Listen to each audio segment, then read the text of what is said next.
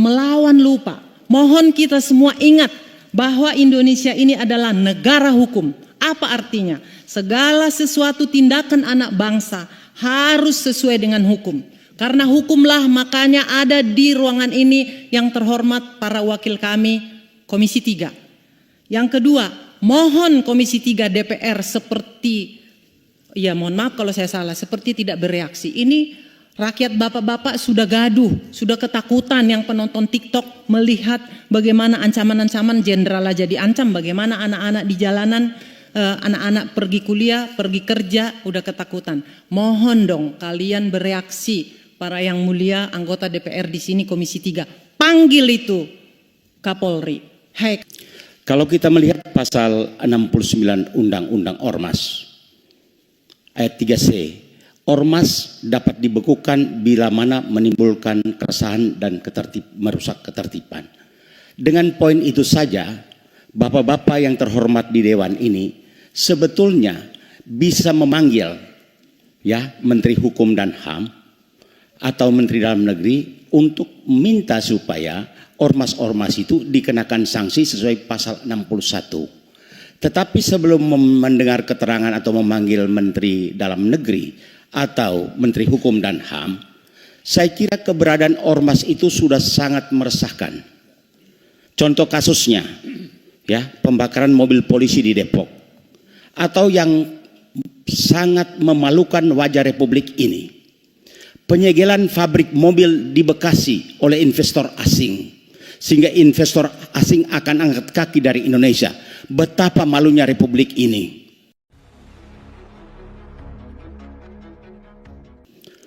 Investasi tidak aman di Indonesia sehingga harus angkat kaki.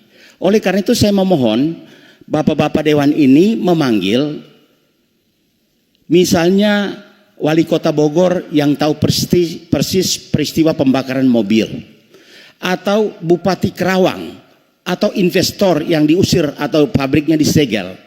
Karena investasi ini benar-benar membuat stigma tidak baik bahwa berinvestasi di Indonesia tidak aman. Dan ini merugikan semua orang, baik pekerja maupun investasi itu sendiri.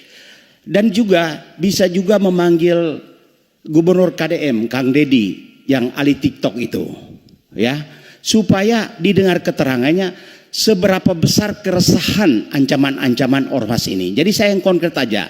DPR menggunakan ya pasal 59 ayat 3C dan memanggil orang-orang yang dianggap telah membuat keresahan atau pihak-pihak yang merasa resah. Karena itu menjadi pintu masuk rekomendasi Dewan ke Kemendagri untuk melakukan atau menentukan sanksi sesuai undang-undang, peringatankah, pencabutan dan seterusnya. Itu saja usul saya bapak-bapak. Terima kasih. Bung Petrus, dan yang terakhir Sri Kandi kami pimpinan. Jadi jangan sampai kami bias gender. Silakan Bu Unia. Baiklah, selamat siang yang terhormat para anggota DPR Komisi 3. Kalau saya juga singkat aja karena sudah banyak tadi dari rekan-rekan yang sudah disampaikan. Namun kalau kami dari perwakilan perempuan nggak bersuara, seperti kami tidak merasakan kegalauan ini. Padahal para ibu-ibu yang paling merasakan ini, yang paling merasakan ketakutan melihat tayangan-tayangan atas kejadian-kejadian bagaimana premanisme mempertontonkan kata-kata kasar, perbuatannya. Bahwa premanisme itu tidak hanya yang disebut oleh rekan-rekan yang tadi. Sebenarnya ini di seluruh Indonesia ada. Ada premanisme di terminal, di bandara, di jalan-jalan. Bayangkan bapak-bapak di sini membayangkan bahwa kalau anak perempuan kita membawa mobil di malam hari harus berbelok, ada banyak preman-preman di sana. Itu juga perlu. Jadi jangan hanya lihat Herculesnya. Hercules lain juga banyak dan itu di daerah-daerah lain, Pak. Ya, halo teman-teman, kembali bersama saya di channel ini. Salam inspirasi, salam NKRI harga mati. Ya, penyampaian dari cuplikan video sebelumnya tentu ini menjadi sebuah pemahaman yang baru kepada kita bersama.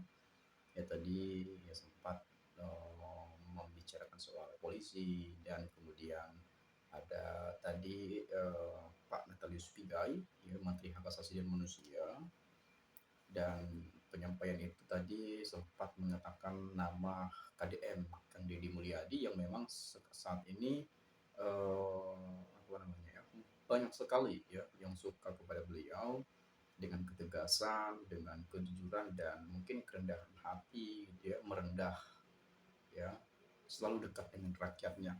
Mungkin teman-teman tahu lah ya seperti apa sosok Kang Deddy Mulyadi ya, karena beliau juga sudah banyak pengalaman lah ya. Dan terlepas dari apa yang disampaikan, tentu kalau kita melihat di negeri ini banyak sekali persoalan-persoalan yang harus dituntaskan sebetulnya, yang dimana banyak berbagai dinamika-dinamika yang terjadi, banyaknya kasus-kasus ya yang hampir setiap hari selalu diperbincangkan, dibahas dan bahkan juga diperdebatkan. Dan lalu memang terkait Pak Listio Sigit sebagai Kapolri, ini banyak juga yang mengkritik dia, apalagi ketika pilkada ya yang ada katanya pacok-pacok atau apalah, saya nggak tahu juga kebenarannya bagaimana, tapi ya itu yang selalu saya dengarkan ya. Dan banyak orang yang mengatakan ya diganti saja Kapolrinya ya, tetapi tidak semua yang menginginkan hal itu, tetapi banyak gitu ya. Dan kalau kita melihat memang di negeri ini ya sebetulnya kita butuh juga ya bagaimana polisi ya, mengayomi ya, membantu masyarakat ya, menjalankan tugasnya dengan baik dan seterusnya dan seterusnya. Dan begitu pun ya TNI dan mungkin juga kepala daerah yang ada di seluruh penjuru negeri ini, bagaimana mereka menjalankan tugasnya dengan baik, bagaimana mereka memimpin daerah-daerah tersebut ya bisa menjadi daerah yang maju, masyarakatnya nyaman, aman, tentram, dan tentu sejahtera. Ya baik itu ya bupati ya ataupun sampai ke kades-kades gitu ya, ke kecamatan, bupati, wali kota, gubernur dan bahkan sampai presiden, mereka bisa menjalankan tugasnya dengan amanah ya. Amanah rakyat itu dapat dijalankan dengan baik, direalisasikan kepada daerah-daerah di mana mereka memimpin. Dan tentu bisa melihat bagaimana keputusan dari pusat ya, kalau memang baik kebijakannya, kalau memang mendukung untuk daerah itu ya silakan diikuti. Tetapi kalau sekiranya ya tidak sesuai misalnya, ya sebagai kepala daerah pun ya harusnya bisa mengambil langkah yang tegas, tidak harus sepenuhnya menuruti dari pusat gitu ya, perintah dari pusat seperti itu. Kan ada kalanya juga di setiap daerah kan berbeda-beda tuh, bagaimana perekonomiannya, bagaimana kondisinya, bagaimana keadaannya dan lain sebagainya. Sama seperti Kang Deddy Mulyadi ini juga sempat dibahas-bahas juga, yang katanya anak-anak nakal di sekolah dibuat ke militer katanya gitu ya. Dan apa buti-buti atau apalah itu ya, saya kurang paham juga, itu juga dibuatkan ke sana. Dan tentu kita bisa berpikir positif terkait hal itu ya, barangkali di sana bisa dididik secara mental, karakternya ya. Dan meskipun sebagian orang menganggap itu ya nggak seharusnya dilakukan karena mungkin perlindungan anak dan lain sebagainya. Ya, tetapi ya kita lihat sisi positifnya saja sih sebetulnya gitu ya.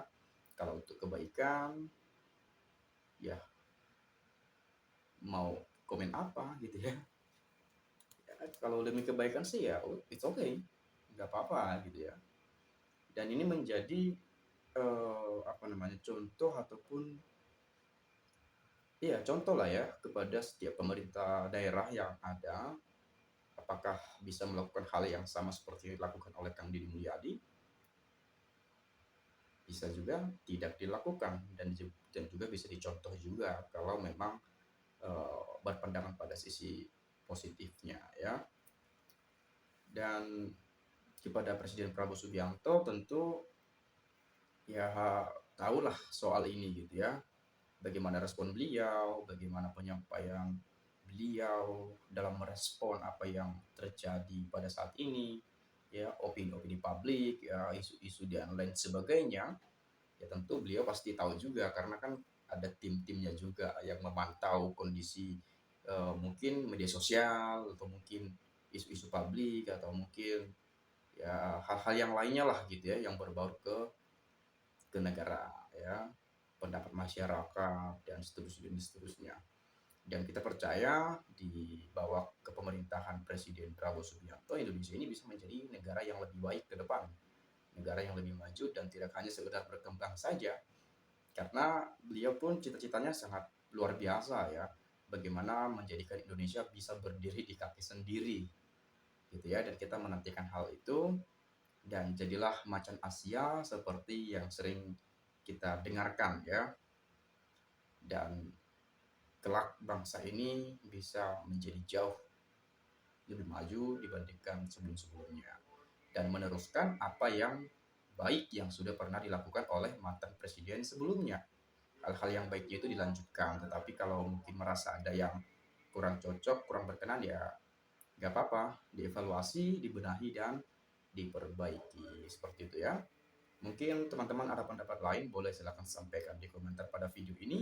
Itu saja, sekali lagi terima kasih saya mengucapkan salam dan sampai jumpa.